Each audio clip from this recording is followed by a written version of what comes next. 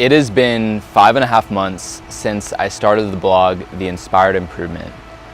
And if you guys know anything about me, reading has been one of the most important things for my own spiritual, personal, professional development, and 2017 has been no exception. I've read 32 books so far this year, and I wanted to do a video on the 4 best books that I have read that have been the most impactful for me in the 5.5 months since I started this blog. Reading, it is just insane at how amazing reading and books are. Really, really, really, we have had just the greatest humans that have ever lived. Almost all of them have taken years to sit down and write down their very best ideas, their greatest failures, their greatest lessons, or they've had someone else write it after they've died or while they've been alive and study them and write a book about their lives. So we have such a wealth of information and knowledge, and it's available to us for free or for super cheap, and it's just an amazing thing to take advantage of. The first book is Deep Work by Cal Newport, and I didn't just select this book because he has the same name as me. This was highly influential for me as far as increasing productivity and getting not just more things done, but getting the right things done. So the whole premise behind this book basically is that there's 2 different kinds of work. There's shallow work and then there's deep work. So shallow work is, work that you can do whenever. It doesn't require a lot of focus or concentration. You can be bouncing around from it. You can be tired or sick and be doing it. Most people can do this kind of work, so it tends to not be super paid very well in our economy. It's not very valued.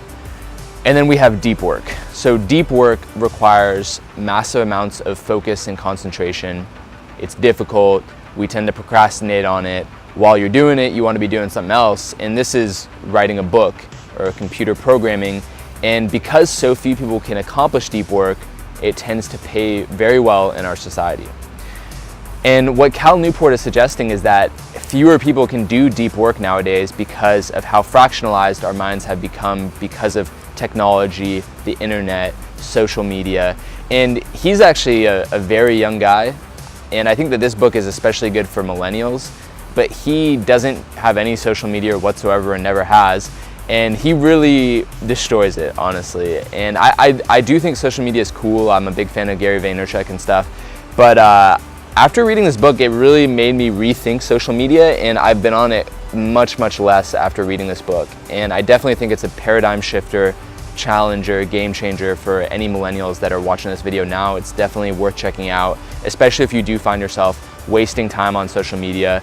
And what he says beyond that, it's not just the time you waste on it, but it's the fact that if you were to go on social media, it freaks your brain out and it reduces your ability to focus and concentrate after you get off social media. So you really have to decide, okay, do I want to fractionalize my thinking right now so I can't get anything done after I'm on it? And usually the answer will be no. So the book number 2 is Atlas Shrugged by Ayn Rand. This is a long book. It's over 1,000 pages. It's an older book. I think it was from the 50s. And last year I read Ayn Rand's The Fountainhead. So The Fountainhead and Atlas Shrugged, you guys might have heard of these books before. They're incredibly famous. Many of you have probably read them.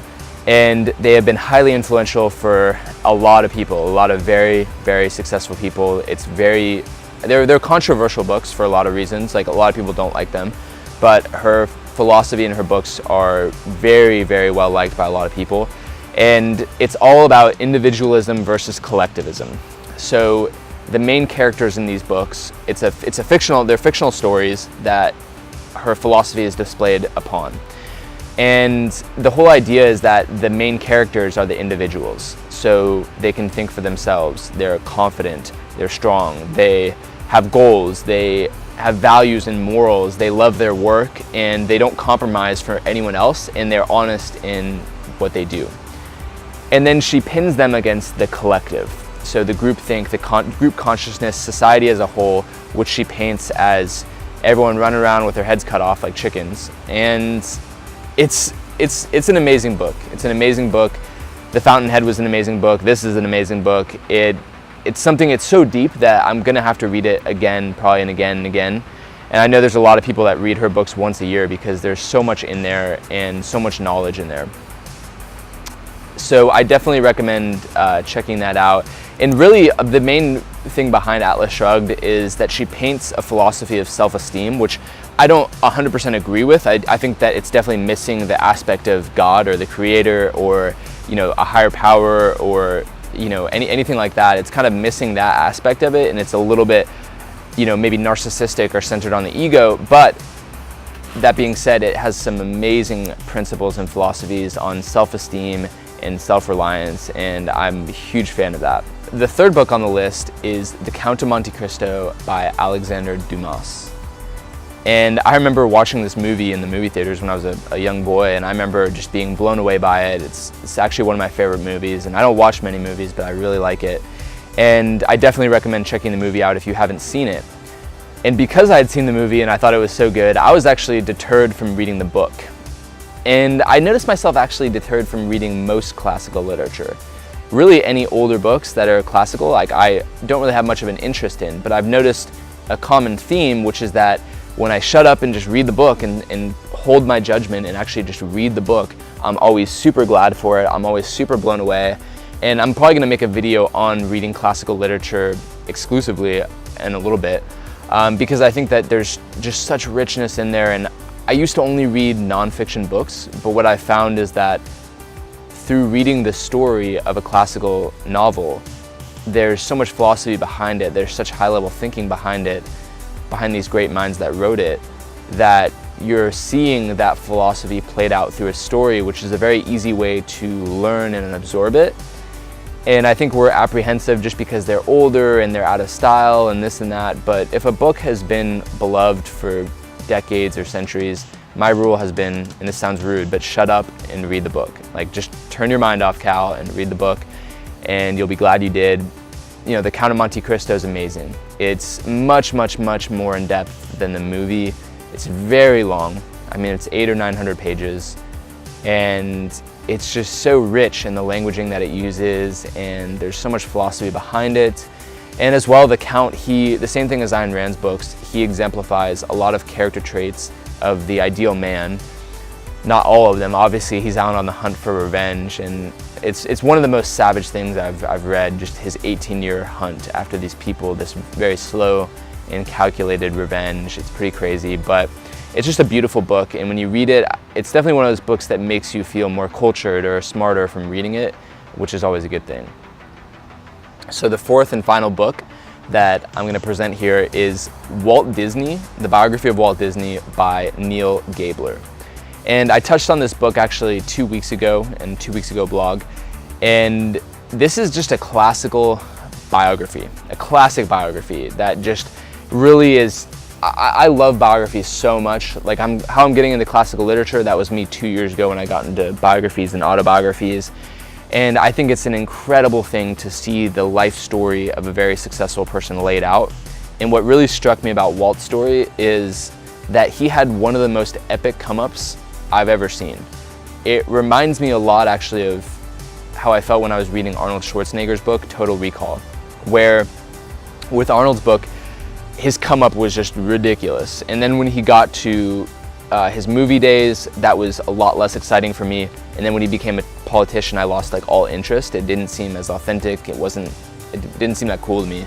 But his come up was insane, and Walt Disney's come up is just out of control. I mean, literally just popularizing animation like he did and everything. I mean, when the best part, like my favorite of this book was the beginning all the way up through when he made Snow White, which took 200 years of manpower. It was the first feature-length animation cartoon ever. No one thought it could be done. No one thought it would be done. No one thought that you could emotionally connect with an animated character like that and be willing to watch a feature film. It took them like 4 or 5 years to do. It was this huge process. They were short on money the whole time. And when they released the film and it was a success, I was literally crying. I was listening to the book and I had tears come to my eyes because it was just so emotional. It was just such an amazing thing. And even after the rest of the book, it's a long one as well, over 900 pages, but it's just so incredible to see someone push their vision that hard and to create something so long lasting. And it's a classic biography because he has so many faults, which everyone does. And this biographer is very quick to point them out. I found that with most biographies that they tend to, it seems like they get a chip on their shoulder about having to write this book about this person, that they tend to be very aggressive at tearing the person down at any opportunity and really pointing out all their flaws and shortcomings. I think that this needs to be taken with a grain of salt. Obviously everyone has faults, but Walt Disney, it's just insane the legacy that he's left behind, everything that he created, everything that he pioneered, coming from nothing, being poor his whole life really. I mean, it wasn't until the end that Disney was finally like financially successful. They were on the verge of bankruptcy the whole time they were doing everything. They lost money on most films, the initial release of every film pretty much except for Snow White until the later years, and then they re-released the movies and they made money off them. But it's just an amazing book, really, really good. I highly recommend it, especially for any artists. For me, kind of being in this, I definitely consider myself an artist and going through financial struggle and trying to find my way. And it just was so cool to read about Walt Disney, just doing the same thing, just hustling, just super poor, just doing his thing and then breaking through and succeeding. So I hope you guys like this video. Please comment below with some of the best books that you've read in the past 5 or 6 months, and maybe a little bit of why. And I think it'd be cool to share that back and forth. These were all pretty long books, but I find that, you know, it's nice to read shorter books, but sometimes the longer books, you know, they're longer, they've got more in there, and these were just really impactful. So I'll see you guys next week. Ciao.